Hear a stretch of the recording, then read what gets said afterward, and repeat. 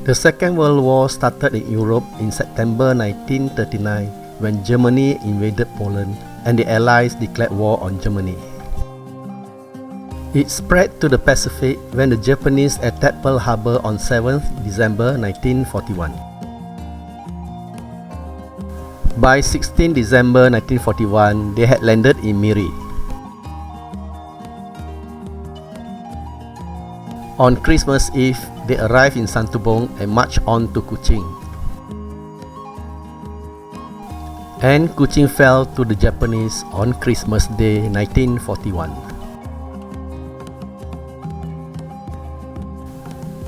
Over the next 3 years and 8 months, under the Japanese rule, there was much hardship and sufferings. The Japanese occupation in Sarawak ended on 11th September 1945. That was when the instrument of surrender was signed between Brigadier General Thomas Estate and Major General Yamamura on board HMAS Kapunda.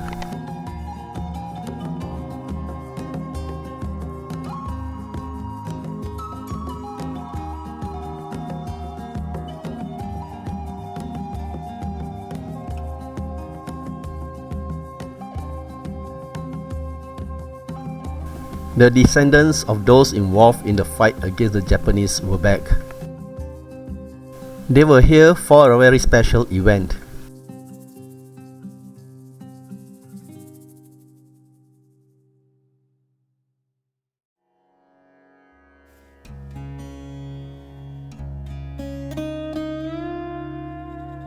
Among the first place to visit was to the Astana.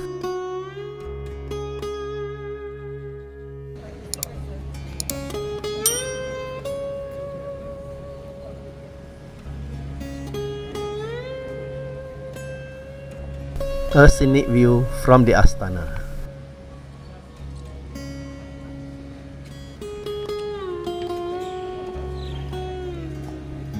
The visit was a courtesy call by Michael Estate and his entourage to the Governor of Sarawak. Michael presented the 1945 Japanese surrender document to the Governor. Michael is the grandson of Brigadier General Thomas Estate, the man who accepted the surrender of General Yamamura.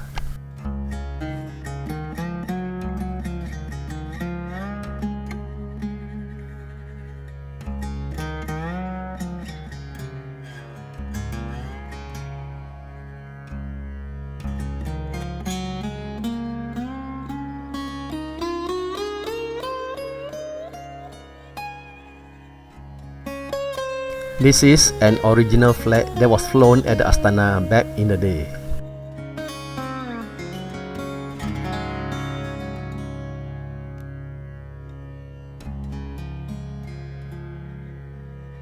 At the Sarawak State Assembly building. This is the oldest legislative assembly in the country, having first convened on 8 September 1867. This was followed by a tree planting ceremony.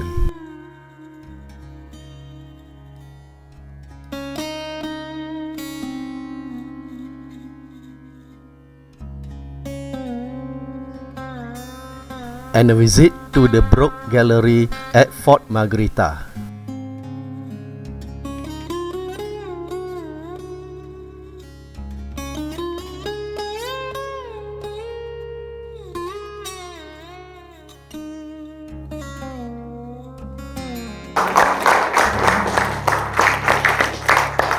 This year, just last week, we also witnessed the celebration of the 80th anniversary of the founding of the People's Republic of China in Beijing, marking the victory of the Chinese People's War of Resistance against the Japanese aggression.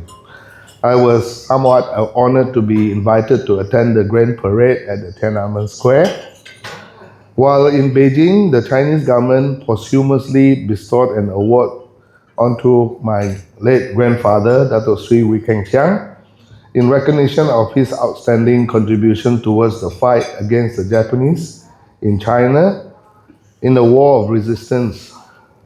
So such a recognition from the Chinese government is very much appreciated by our family.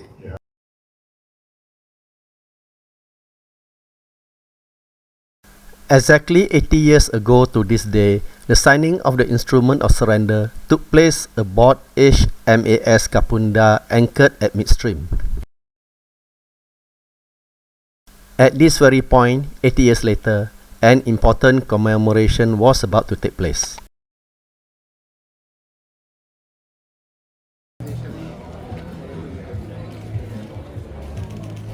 Okay.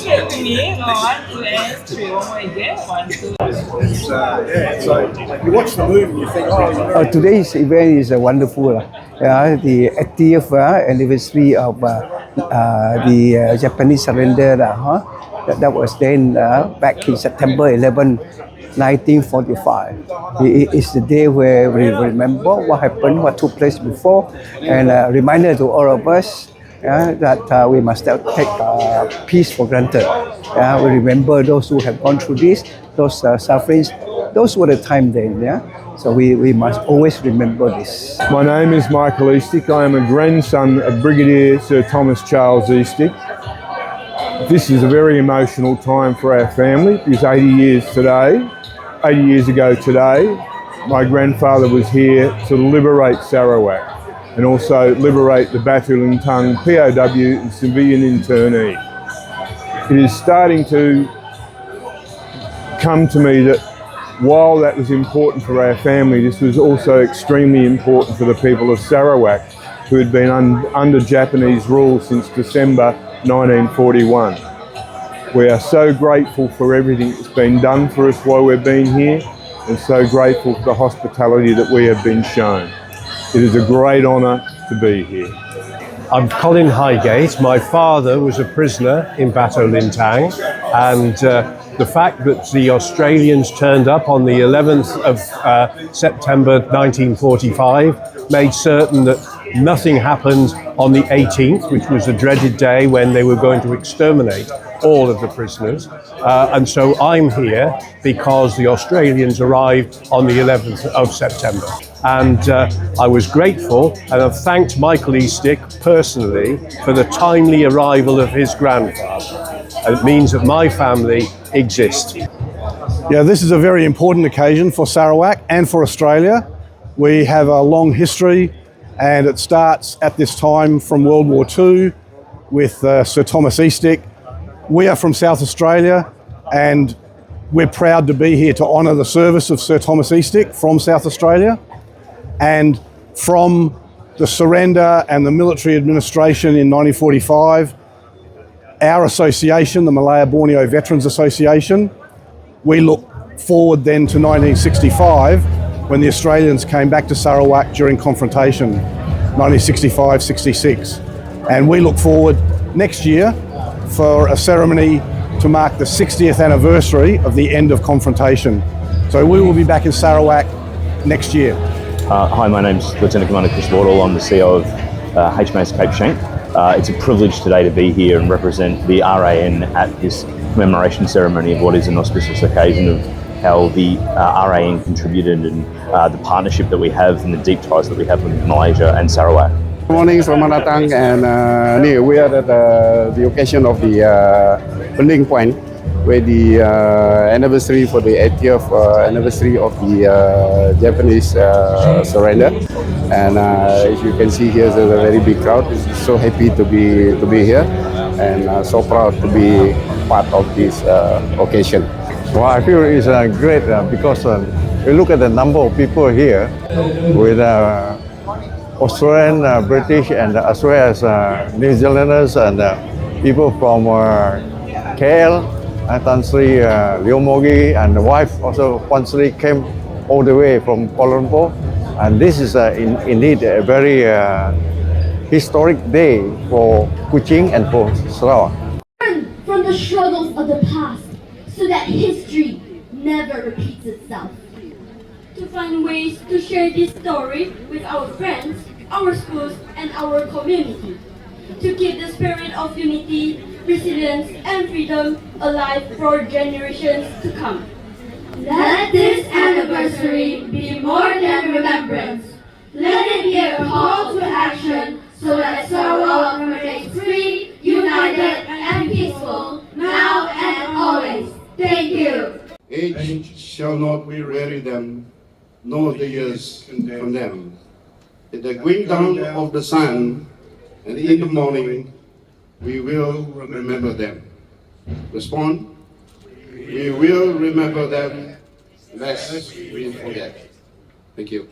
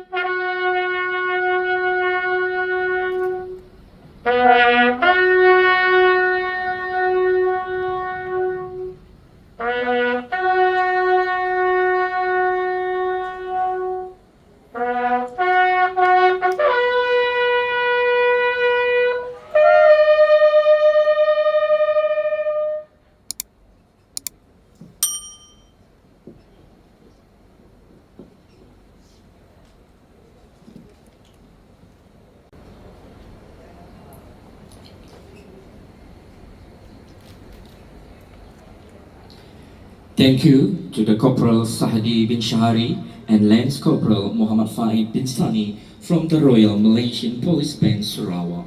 I think a very simple thing that we want to tell everyone, let's not forget those people who have sacrificed for us. That's why I said freedom is never free. So, it is not only treated as a tourism product, but more important is for a younger generation to learn what we have achieved today. It costs us, you pay for it. So appreciate what we have now, people living in harmony, living in peace. This is one that we always need to carry forward. Okay, Shud, how do you feel about the whole thing? It was beautiful. It was a really nice ceremony. I enjoyed it. It was beautiful. It was really nice hearing all the delegates and saw a lot of effort that was put into it. Hello, my name is Rose. I'm from Australia. I'm a daughter of a POW from Batu Lintang camp. Today is very emotional for me and will be when we get down to the camp itself, because I'll be laying a wreath on behalf of the family. My dad came back from the war, but a very much a changed man, I think, from the way he was before he went off to the war. It affected the way he treated people, it affected the way he had a relationship with his family, but we still loved him very much, very much. And we've been back once before as a family, as a pilgrimage, and this is like a second pilgrimage, laying some ghosts to rest. He said one of his husbands, Grandpa said he will come out. He was forced to come out, and the signing occurred here on the forecastle HMS to come out. There was 3 surrender documents. First one, the Japanese general shook the pen. It was a large blob on the paper. That is in our family archive. And there was 2 others that were signed. One of those we gave to the government the other day.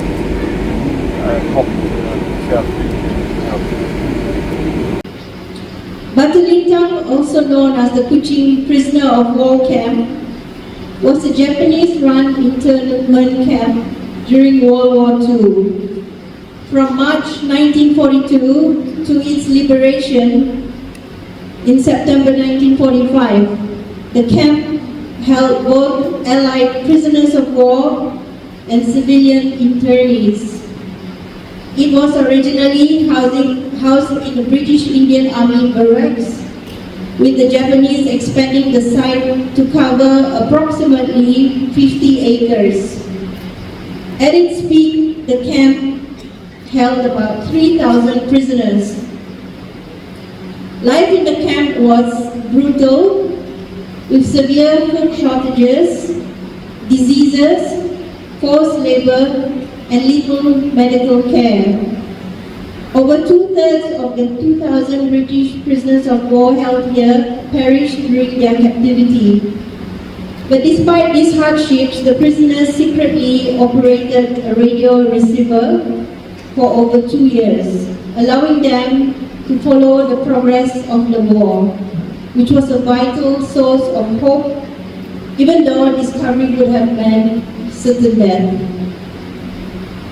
On the 9th of September 1945, the Royal Australian Navy corvette HMAS Kapunda with Brigadier General Sir Thomas Charles Eastig and staff officers on board sailed for Kuching, along with the USS Doyle Barnes. At exactly 2:35 on the 11th of September, General Eastig accepted the surrender of the Japanese forces in Kuching from their commander, Major General Yamamura, on board the HMS Kapunda.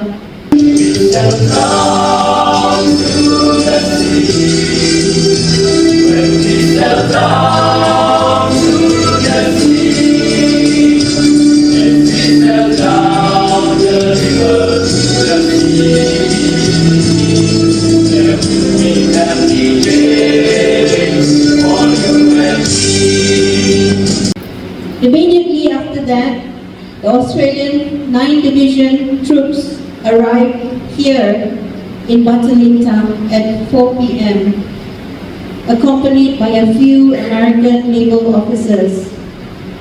There was no resistance from the Japanese troops. The prisoners and internees had been forewarned that there would be no delay in taking the surrender, and they quickly gathered at about 5 p.m. in the main square of this camp to witness General Eastig accept the Sword of Suga from Lieutenant Colonel Tatsuji Suga, the camp commander of Batu Lintang prisoner of war camp. The following day, Suga, together with Captain Nagata and Dr. Yamamoto, were flown to the Australian base on Labuan to await their trials as war criminals. Suga committed suicide there on the 16th of September. Nagata and Yamamoto were later tried, found guilty, and executed. On Liberation Day, on the 11th of September 1945, exactly 80 years today, the Batu Lintang prisoner of war camp contained 2,024 inmates, 1,392 prisoners, including 882 British, 178 Australian, and 45 Indians, 395 male civilian internees, and 237 women and children. The most ill prisoners were taken to the Kuching Civil Hospital, which had been entirely refitted by the Australians since serving as a Japanese military hospital. Among the documents found after liberation were 2 death orders detailing plans for the execution of every prisoner. Hence, the timely liberation prevented the execution of over 2,000 people.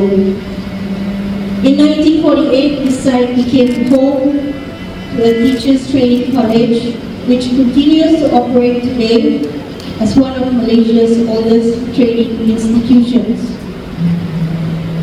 But Batu Lintang stands as a solemn reminder of a painful chapter in our history. Yet, it is also a place that teaches us the importance of hope and humanity, even in the darkest of times. By remembering, we ensure that the courage and sufferings of the prisoners of war and internees are never forgotten. This is the occasion that not only we remember people who died during the Second World War, but also to create awareness to the young generation so that they will follow up, and every freedom has got a price to pay. So we must remember people who sacrificed their life for us. And this also unite the people together in future, so future generation. I feel very happy that it is here. I use the word here, not surrender document, because we are not glorifying the Japanese surrender. We are talking about liberation. There is the freedom of Sarawak. I've found both the organisation and the ceremony very, very moving. It has been an honour to be here, all the way from England, to honour all those men who were unfortunate not to return with my father. They are here, their spirits are here, their bodies are in Labuan in the graves on their Commonwealth cemetery there. We will be visiting there in 2 weeks' time, and there we will meet the memories of all of those who lost their lives here. Thank you. It has given me great pleasure to be here and to commemorate the prisoner of war ceremony.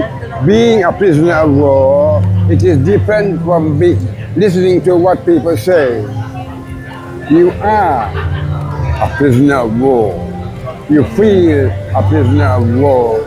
And frankly, I feel grateful that so many people celebrate this celebration, and I'm happy that everyone remembers the war, and I myself, I certainly remember.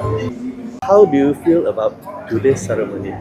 I think it's quite meaningful because this month we have to be accept, because this is history, and now it's very peaceful to in Sarawak, and Second World War period.